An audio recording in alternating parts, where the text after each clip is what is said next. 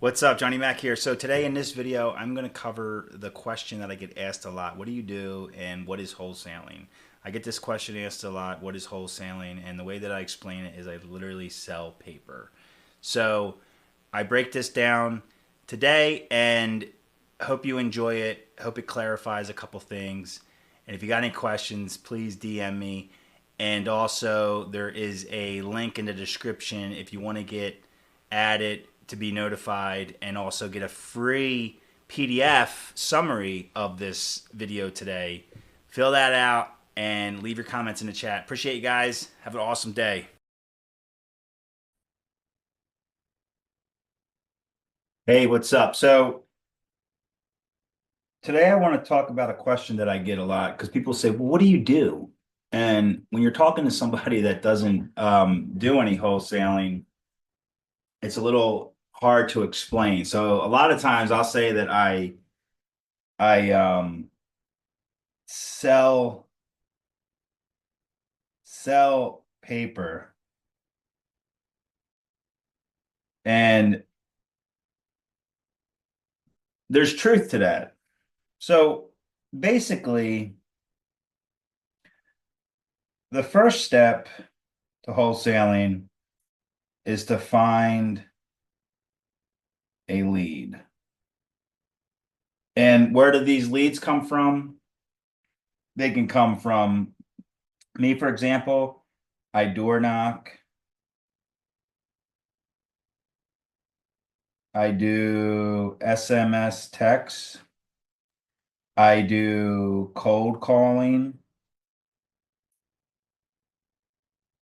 with Crop AI. I JV with people.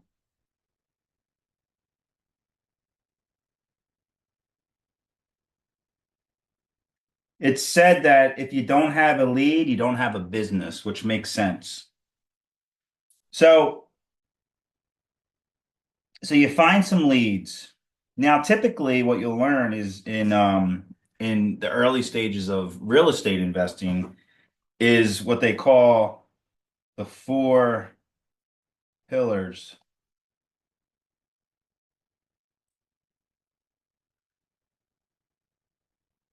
And what does this even matter? Well, because you need to make sure that the people, the lead or the seller you have these four pillars kind of worked out. My most important ones that I look at is the pain, then timing, price, and then condition. Now, I don't really talk too much about this one. I'm more I'm more concerned when I'm talking to, and you can make this look like pillars. I'm concerned about the pain and the price. Because if they got enough price, or if they have enough pain, they're willing to work with the price. And then one part of pain is timing. For example, when you go back to finding leads, like I door knock, and then I get my leads to door knock from county websites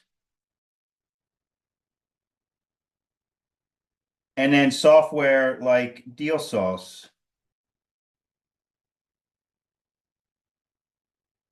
And that shows you active properties that are in pre-foreclosure. Not foreclosure, meaning the auction didn't happen yet. It's in the stages prior to that. So for that example, in pre-foreclosures, they have pain and they have time, which is causing more pain and pressure. And a lot of times, what I do is I ask a homeowner, are you looking to save your property or save your equity? And if they're looking to save their equity, then I can offer to buy their property. So that's leads. So then what happens is somebody wants to sell their house. Now, let's use an example. I have one property. What's one that I just did? I'm trying to think.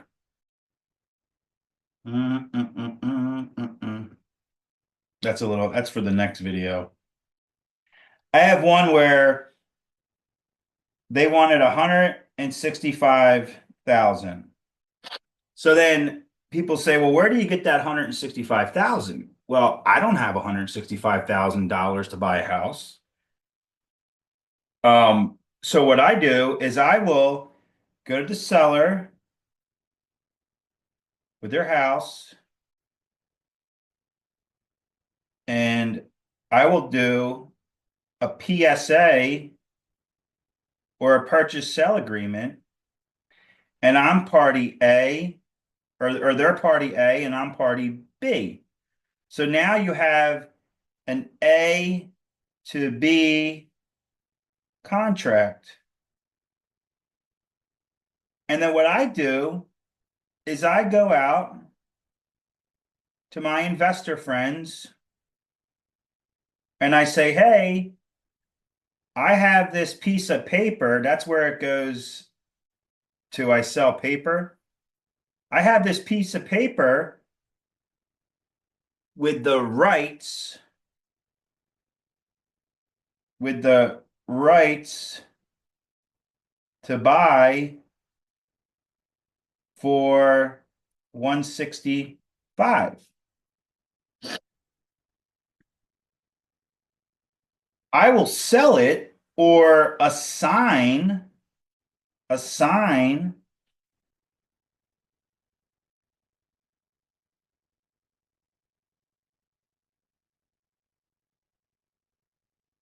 pen's messing up for, let's say, 180.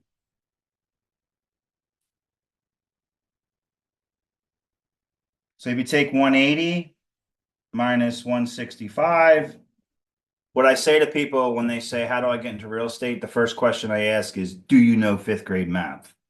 And as long as they know fifth grade math, they can do it. So that leaves a $15,000 difference. So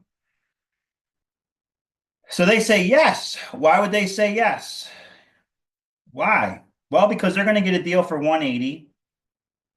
Let's say that the property is 1,500 square feet times, let's say, $40 a square foot.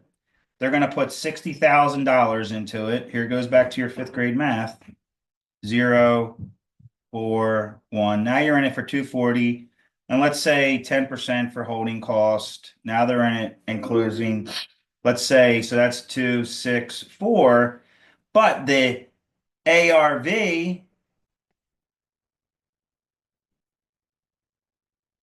oh, stop messing with me, pen. The ARV equals 375. So they're going to fix this thing up. They're going to buy it for 180. They're going to put 60 grand into it. Now they got 240 into it. And they got a little bit of holding costs right there. And they're going to relist it for 375. Now, let's say there's another 10% to close. So now you're at 0, 1, 9, 2. You're in it for 290. 290. And you should track that. So you got 5, 2, 1, 85K plus. Now that's a nice spread. So again, I went back, I found a lead. How did I find a lead? I found it from door knocking. I pulled it from county websites, which is free. I used a deal sauce. I called these people using Prop AI. After I went to deal sauce, I pulled the list and then I skip traced using skip matrix. and I have a code actually, get a discount, John MC. Um, that gives me numbers. And now I'm texting the numbers, I'm calling the numbers, and I'm knocking on their doors if I can't get a hold of them.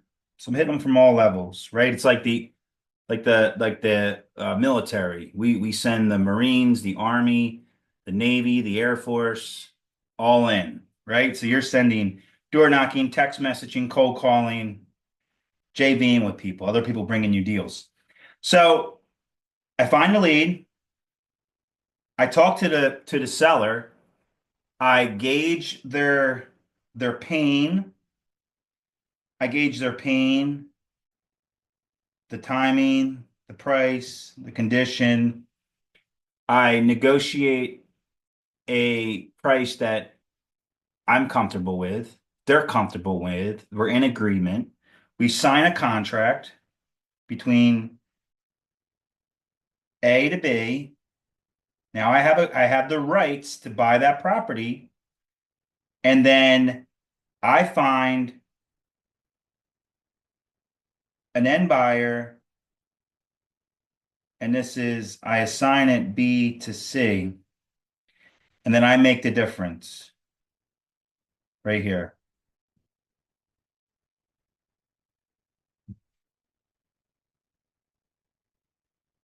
So that's basically how you wholesale.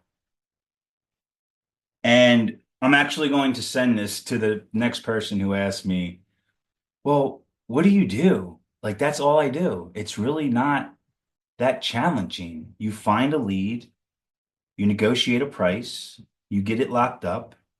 You don't need $165,000 because the person you assign it to, they're going to have the money. From the B to C, they bring the money to pay you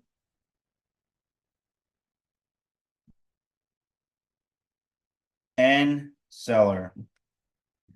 So goes back to what do you do? I sell paper. But what also do I do? I also do fix and flips. I also help people. This goes back to the JV. Maybe you got a deal and you need help finding a buyer. I help with that.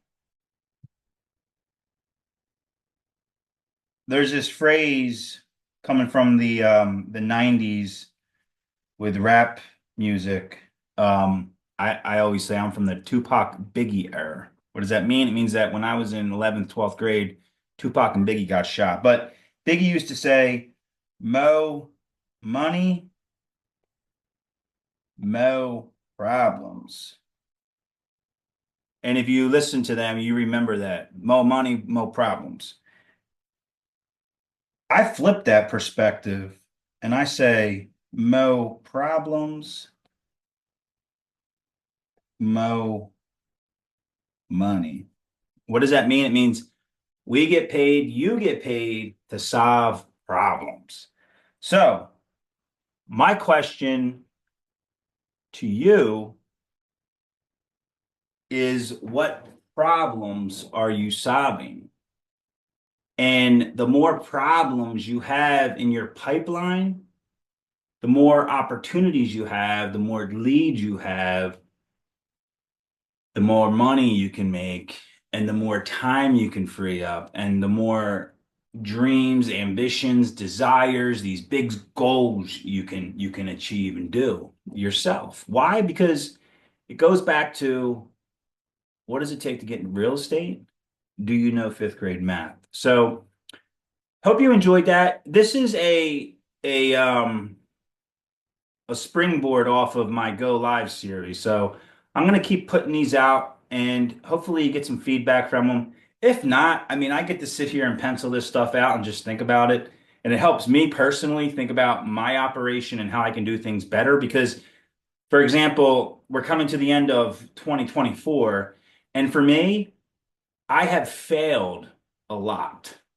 What did I just say? I said I have failed a lot. However, That's exciting for me. Why? Because failure is on the road that leads to success. And if you want to be successful in life, you have to fail. I always think of like the statistic on Babe Ruth. If you don't know who Babe Ruth is, he was a baseball player back in the early 19th century, and he held the home run the most home runs ever for years, and I think that got surpassed by like McGuire and a couple other people. But I think it was like 700 some home runs, maybe more. And everybody remembers Babe Ruth for all the home runs he hit. But this is the kicker. And I don't even like baseball or sports. I like UFC, whatever. Um, but this speaks to anybody, even if you don't like sports. He had the most home runs, which means he won the most when he came to the plate. However, this is a statistic most people don't know he had either. He had the most strikeouts. So, when you compare strikeouts ratio to home runs, you need to strike out to get home runs. So, when I say that I failed a lot this year, that means I freaking came up to the plate and I swung. So, good job, Johnny. And, today, this quote that I heard, I hate this quote. My old mindset hates this quote. Everything you want to learn and earn is on the other side of action. Ugh. That hurts. I said everything you want to learn and earn is on the other side of action. So if you're not out there taking action and failing, you're never going to succeed. You're never going to do it. Like, remember that. So hope you enjoyed this. Appreciate you guys. DM me if you need help closing a deal. DM me if you need help dispoing a deal. It doesn't matter what state. I will help you out. I will step to the plate and I will swing. So let's